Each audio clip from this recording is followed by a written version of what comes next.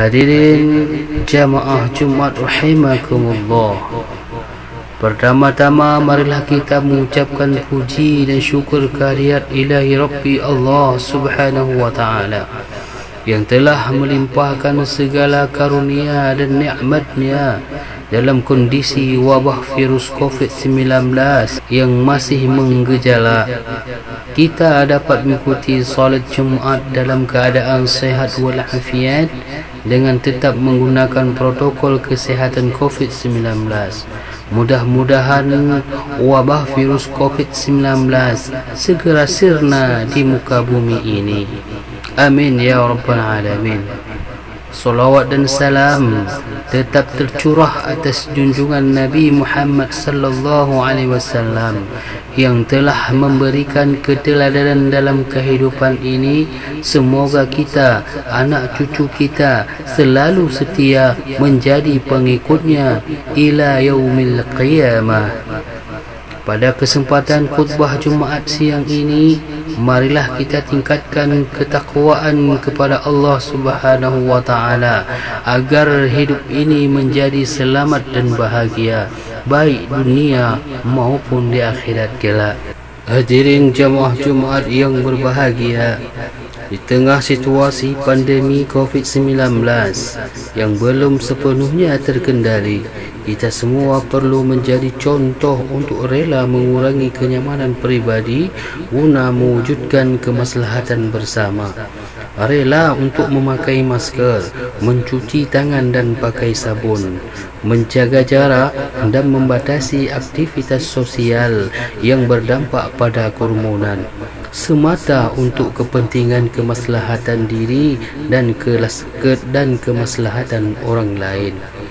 Wabah COVID-19 yang kita rasakan sampai saat ini merupakan ujian dari Allah Subhanahu wa taala, ujian kesabaran dan juga komitmen ketakwaan kepada Allah.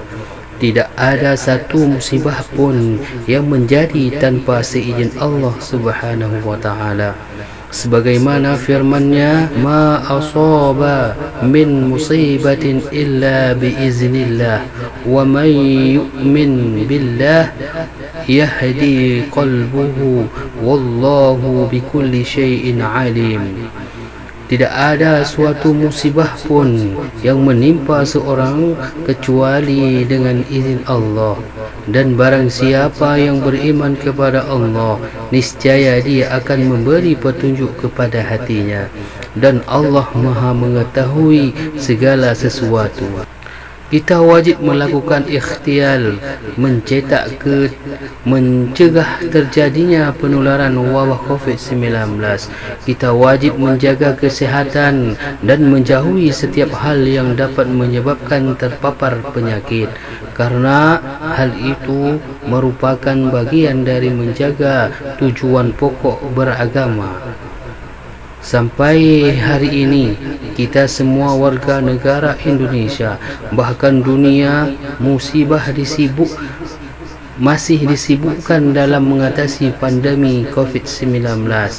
Namun perlu kita pahami bersama bahawa apa yang melanda dunia hari ini bukanlah hal baru. Hal yang sama pernah terjadi masa lalu.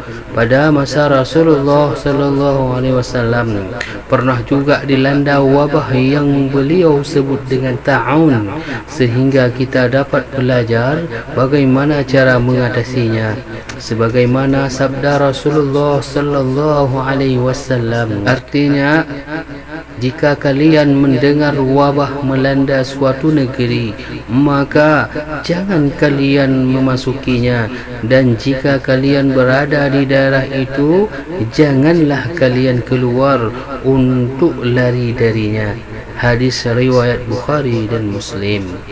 Hadirin jamaah Jumat rahimakumullah, dalam menghadapi situasi seperti ini, yang perlu kita perhatikan bersama adalah meningkatkan kepatuhan, baik kepatuhan kita pada Allah dan Rasul maupun kepatuhan kita kepada pemerintah selaku pihak berwenang yang memiliki otoritas dalam pengambilan keputusan terkait percepatan penanganan wabah COVID-19. Allah Subhanahu wa ta'ala berfirman, Ya ayyuhalladzina amanu ati'allah wa ati'ur rasul wa ulil amri minkum فَإِن تَنَازَعْتُمْ فِي شَيْءٍ فَرُدُّوهُ إِلَى اللَّهِ وَالرَّسُولِ إِن كُنتُمْ تُؤْمِنُونَ بِاللَّهِ وَالْيَوْمِ الْآخِرِ ذَلِكَ خَيْرٌ وَأَحْسَنُ تَأْوِيلًا. Artinya, hai orang-orang beriman, taatilah Allah dan taati Rasulnya dan ulil amri di antara kamu. Kemudian, jika kamu berlainan pendapat tentang sesuatu, maka kembalilah ia kepada Allah dan Al-Quran dan Rasul dan Sunnahnya. Jika kamu benar-benar beriman kepada Allah dan hari kemudian, yang demikian itu lebih utama bagimu dan lebih baik akibatnya. Peneguhan ketaatan kepada Allah Subhanahu wa ta'ala dan Rasulnya yang sekaligus juga kepada ulil amri tentu tidak bisa dilepaskan dengan rasa menghargai antara warga negara Indonesia yang merupakan saudara sebangsa tanpa mempedulikan latar belakang, suku dan bahasa serta cita-citanya. Semua diikat oleh semangat dari sila ketiga Persatuan Indonesia. Oleh karenanya, untuk membuat bangga ini menjadi kuat, kita harus bangun terus dengan berangkat dari suatu visi bersama, dengan memperhatikan perbedaan sebagai kekayaan yang berharga untuk semakin mengukuhkan tekad kita, bukan sebaliknya untuk saling menjatuhkan.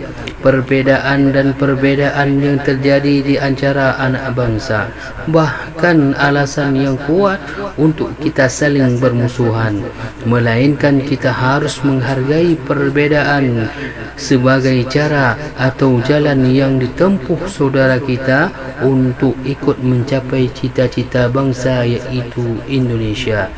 Baldatun tayyibatun wa rabbul ghafur.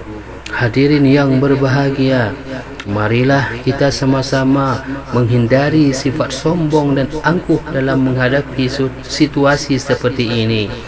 Jangan sampai karena kesombongan tersebut malah menghilangkan kepatuhan kita pada himbauan pemerintah. Apa yang dihadapi hari ini bukanlah suatu yang bisa dianggap remeh. Semua orang harus berperan aktif dan masif guna bersama menghentikan penyebarannya. Sebagai orang mukmin, kita harus meyakini bahawa semua yang terjadi merupakan ketentuan Allah Subhanahu wa ta'ala. Rasulullah sallallahu alaihi wasallam bersabda yang maknanya, tidaklah Allah Subhanahu wa ta'ala menurunkan suatu penyakit kecuali Allah jugalah yang menurunkan penawarnya. Hadis riwayat Bukhari. Semoga wabah yang saat ini menjadi pandemi global secara teratasi atas izin Allah Subhanahu wa ta'ala. Amin amin ya rabbal alamin.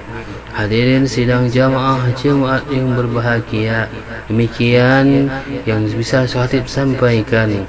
Mudah-mudahan bermanfaat untuk Khatib sendiri dan kepada seluruh hadirin hadirat yang dirahmati Allah Subhanahu wa ta'ala.